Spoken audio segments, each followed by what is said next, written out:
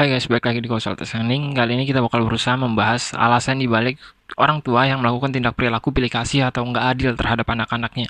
Dan meskipun mungkin kalian nggak mengalami fenomena atau situasi tersebut, bisa aja justru suatu saat nanti ketika kalian sudah menjadi orang tua, kalian yang melakukan tindak perilaku tersebut gitu. Karena alasan-alasan dibalik aktivitas atau fenomena itu bisa dilatar belakangi oleh ketidaksadaran kita sebagai manusia. Karena seperti yang kita tahu, terkadang manusia melakukan tindak perilaku yang didasari oleh alasan-alasan yang bahkan dirinya sendiri nggak tahu kenapa dirinya melakukan tindak perilaku tersebut. Ketika kita kembali ke permasalahan orang tua yang juga merupakan ya manusia lah, kita sama-sama tahu bahwa yang namanya orang tua itu ya manusia. Maka kita harus kembali ke perspektif kita sebagai manusia. Manusia adalah makhluk yang, seperti yang sering kita bahas ya di channel ini, adalah makhluk yang menempatkan nilai pada apapun yang ditemuinya atau fenomena-fenomena yang dihadapinya.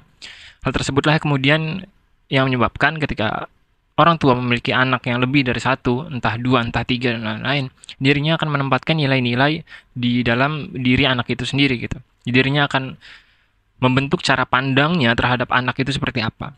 Dengan kata lain, orang tua akan memandang seorang anak itu baik atau enggak, positif atau negatif, dan lain-lain. Dan dari pertimbangan antara nilai positif dan nilai negatif tersebut, nantinya orang tua bakal memutuskan perhatian yang bakal diberikan kepada anak-anaknya.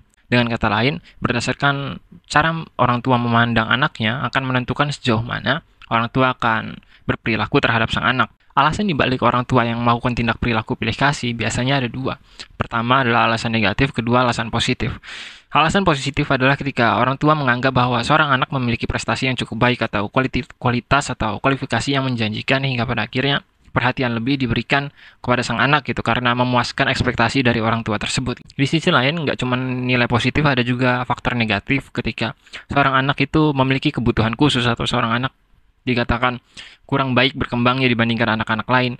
Hal tersebutlah yang kemudian menjadikan orang tua memberi perhatian lebih terhadap anak tersebut. Kemudian setelah kita tahu bahwa manusia adalah makhluk yang meletakkan nilai pada hal-hal yang dihadapinya, gitu, dan kita nggak bisa mengontrol hal tersebut, kita nggak bisa mengontrol pikiran orang tua kita atau perspektif atau ekspektasi orang tua kita terhadap kita sebagai seorang anak gitu. Yang bisa kita lakukan adalah bagaimana kita menanggapi hal tersebut. Kenapa saya mau capek-capek membahas hal ini? Karena ketika kita dihadapkan dengan situasi tersebut, kita seringkali justru tenggelam dalam emosi yang kita miliki gitu. Kita justru merasa kesal, kita justru merasa marah karena ketidakadilan yang mungkin dihadapkan atau kita hadapi dalam kehidupan kita berkeluarga. Namun sebenarnya yang perlu saya tegaskan yang mungkin menjadi inti pembahasan kita saat ini adalah bagaimana kita sebagai manusia menyadari bahwa kita ini berjalan di dalam kehidupan ya dengan diri kita sendiri gitu. Meskipun faktor-faktor lain yang berada di sekeliling diri kita juga penting untuk mensupport diri kita, namun yang terpenting adalah bagaimana kita sebagai manusia menjalankan kehidupan itu sendiri, bagaimana kita sebagai manusia dapat menerima atau menjalani kehidupan tanpa ketergantungan bahkan orang tua kita itu sendiri.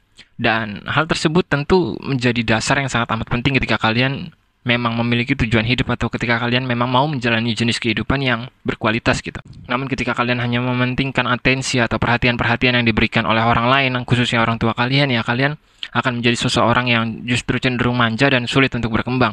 Oleh sebab itu ya balik lagi, meskipun kalian menjadi pihak yang tidak merasakan keadilan tersebut, pahamilah bahwa kehidupan kalian ya yang menentukan kedepannya kalian sendiri gitu. Nggak peduli sebesar apapun kasih sayang orang tua, kalau memang kalian nggak bisa menjalani jenis kehidupan dengan baik, kalau kalian nggak bisa berpikir secara rasional tentang kehidupan yang harus kalian jalani, pada akhirnya justru kehidupan kalian tetap bakal berantakan gitu.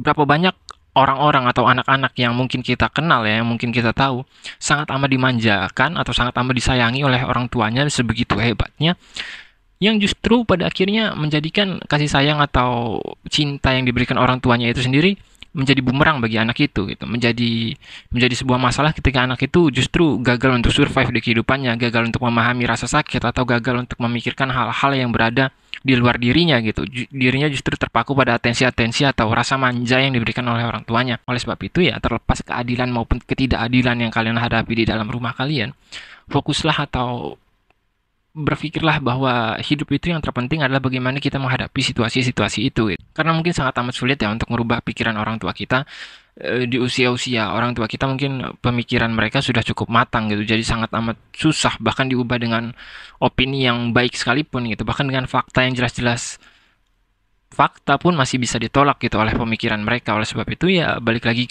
bagaimana diri kalian untuk bereaksi terhadap fenomena tersebut gitu. Bagaimana kalian menentukan bahwa kehidupan kalian itu bisa kalian arahkan pada nilai-nilai yang lebih positif bahkan ketika kalian menghadapi situasi-situasi negatif. Sekian, Konsultas Hening, sampai jumpa.